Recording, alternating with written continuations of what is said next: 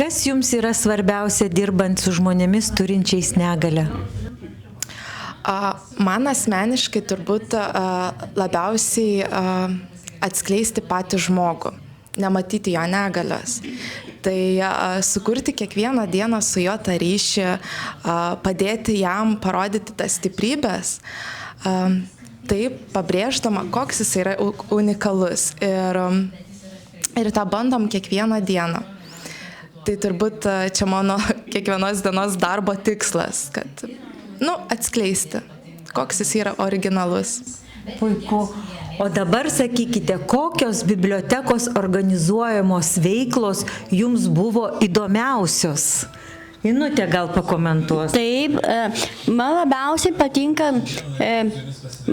man patinka rankdarbo veiklos, piešimas, gamtos, pabuvimas gamtoj.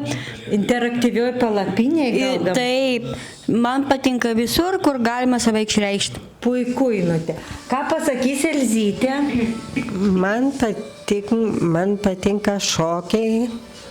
Tai šokiai, sportas, kelionės visokios. Taip. O gal kokia veikla įsiminė, kuri vyko mūsų bibliotekoje? Joko joga. Joko joga, puiku. O ką šio klausimu turi pasakyti Agnė?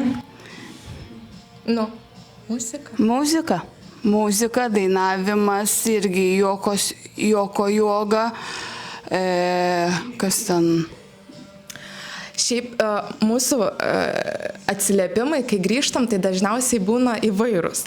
Vieniem patinka tas, kitiem patinka tas, bet sakėm, labiausiai įsiminė, kai gaminom su Inesa pyragą.